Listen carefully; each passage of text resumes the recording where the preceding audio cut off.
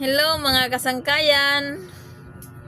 So, kahibalo ba mo nga importante ka nato ang makontrol ang atong mga kaugalingon. So, control your reactions. No one can control. So, kontrola ang imong mga reaksyon nga walay makakontrol.